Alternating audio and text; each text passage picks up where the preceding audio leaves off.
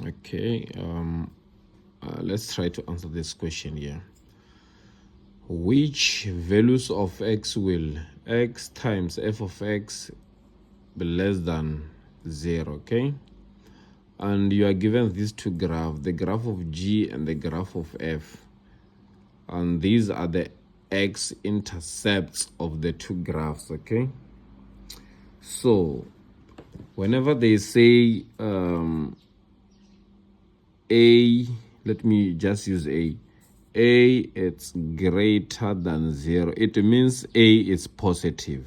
Okay, so whenever they say a it's less than 0, it means a it's negative. It doesn't matter if they use a is greater than or equals to, still a will be positive. Okay, yes. So the very same thing applies to x times f of x.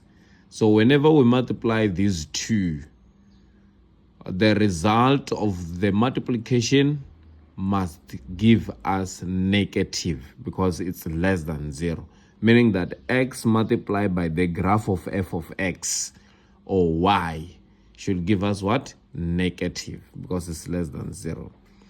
So now, and then we know that this horizontal line, it's our x-axis, and this vertical is the y-axis. So above this horizontal line, all these lines above the horizontal line, they are positive.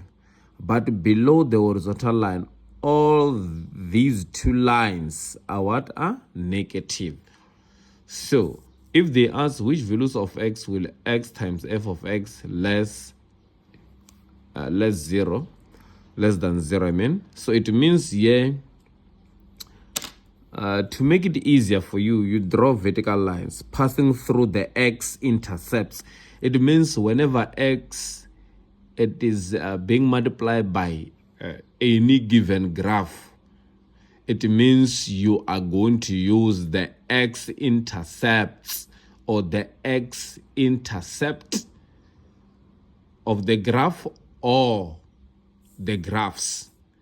So in this case, f of x, you just have to go and check the x-intercepts of what? Of f of x. So let me just draw a vertical line passing through the x-intercept. Passing through the x-intercept.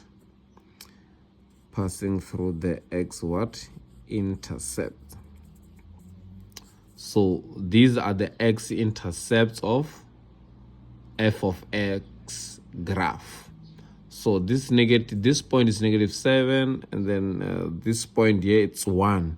Unfortunately, it is no longer visible due to the vertical line that I have just drawn here. So it's supposed to be 1 here. Okay, so now you can answer. This is what you need to do. You're going to say,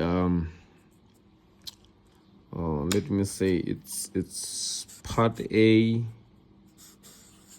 part B, and part C. It means you have part A, part B, and part what? C. So let's check. From -7 going to -infinity. The x value here, the focus now is part A, okay? The x values here, they are negative. But the y values here are positive.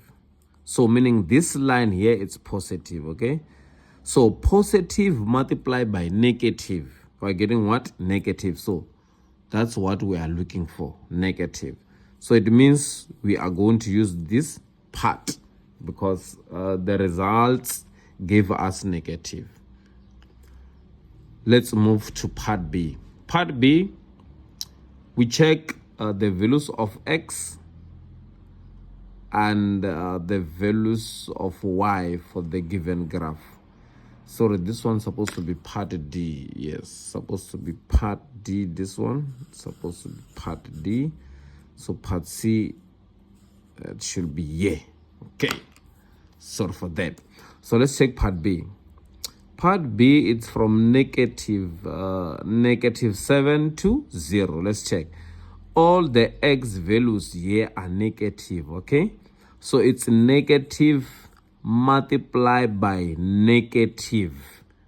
Okay, so negative x values multiplied by negative y values, they give us what? They give us positive. Therefore, we cannot use part B because the result gave us what? Positive, and they were looking for negative. So let's check C. For part C, from the origin 0 to 1, the x values here are positive.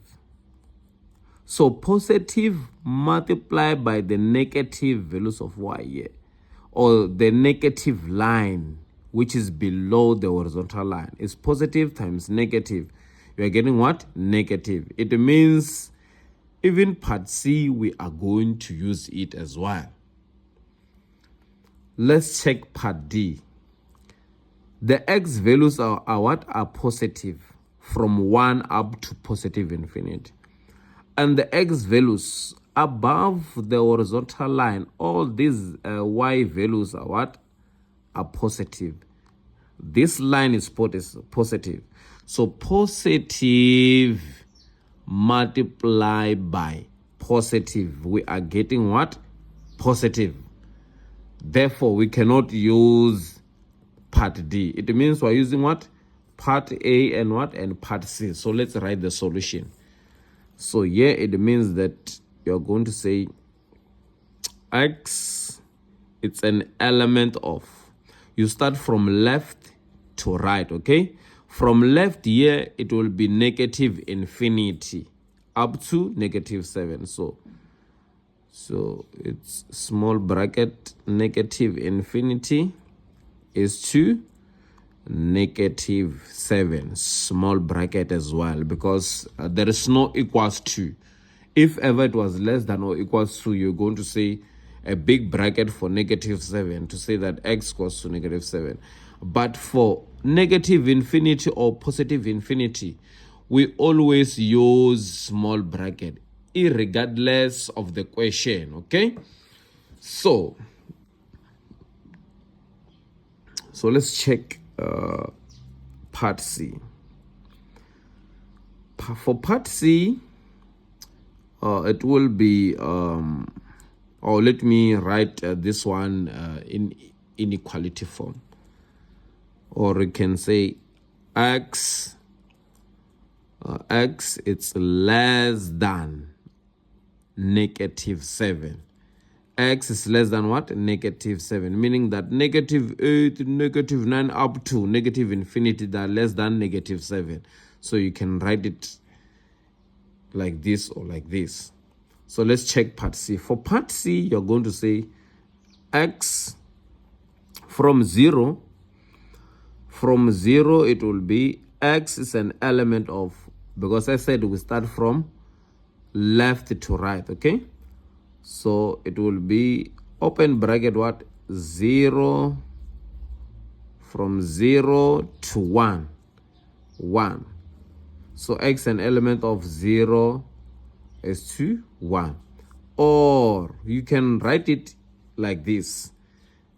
X in between, because they are happened between 0 and 1, okay? So x from 0 to 1, all the x values are greater than 0. So x is greater than 0. And then from 1 to 0, all the x values here, they are what? They are less than 1. So x is less than what? 1. So this is how you can write your solutions. It's only 2 marks. 2 marks for writing these solutions. Thank you very much.